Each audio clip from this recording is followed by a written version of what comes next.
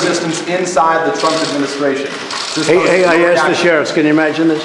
We have somebody in what I call the failing New York Times that's talking about he's part of the resistance within the Trump administration. This is what we have to deal with. And, you know, the dishonest media, because you people deal with it as well as I do. But it's really a disgrace. I will say this. Nobody has done what this administration's done in terms of getting things passed and getting things through. An article was just printed, just came out a few minutes ago. Trump breaks the record for budget gridlock wins, scores big win. So for 20 years, it's a 20-year record. For 20-year record, they call it the fouled up budget gridlock, and scores big win. Here's your thing. So this just came out. So in 20 years, it hasn't been like it is now. We broke it. That's just really positive stuff. And then, in addition to that, point after point after point, if you look, almost 4 million jobs created since the election, of which many are young.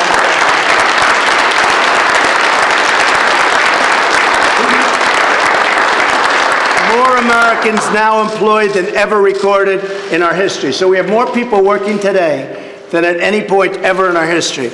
We've created 400,000 manufacturing jobs. Manufacturing jobs are growing at the fastest pace in more than 30 years. Economic growth last quarter was 4.2%. And as you people know, it was headed down big, and it was a low number, very low number. It would have been, in my opinion, it would have been less than zero. It was heading to negative numbers.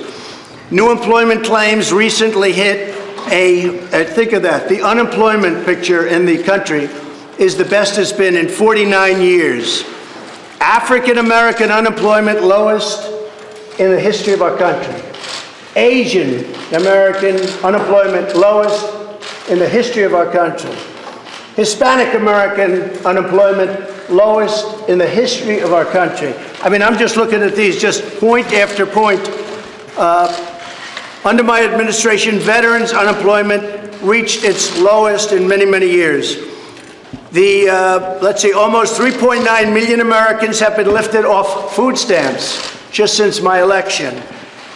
Then you go into all of the benefits that we got from the tax cuts. All of you people benefited tremendously from the tax cuts. Thank you, sir. You go into regulation cuts.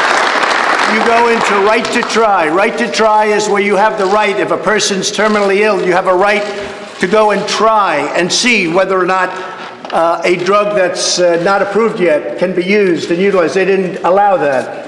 Point after point, getting rid of the individual mandate, the most unpopular thing there is in Obamacare, coming up with new health care plans. We've never had a period, even if you look at the Olympics, the World Cup, you just saw them, they were in my office, got the World Cup. Nobody has, and we have started the wall. Nobody has ever done in less than a 2-year period what we've done. So when you tell me about some anonymous source within the administration, probably who's failing and probably here for all the wrong reasons, no. And the New York Times is failing. If I weren't here, I believe the New York Times probably wouldn't even exist. And someday,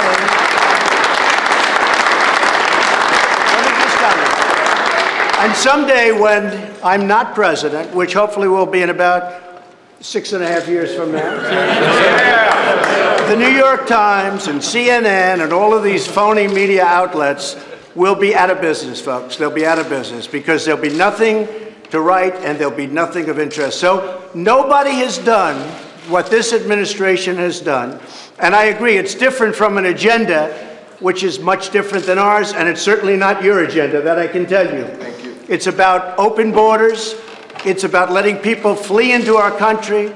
It's about a disaster and crime for our country. So they don't like Donald Trump, and I don't like them because they're very dishonest people. Remember this also about the New York Times. When I won, they were forced to apologize to their subscribers. They wrote a letter of apology. It was the first time anybody's ever done it because they covered the election incorrectly. So if the failing New York Times has an anonymous editorial, can you believe it? Anonymous, meaning gutless, a gutless editorial. We're doing a great job. The poll numbers are through the roof. Our poll numbers are great.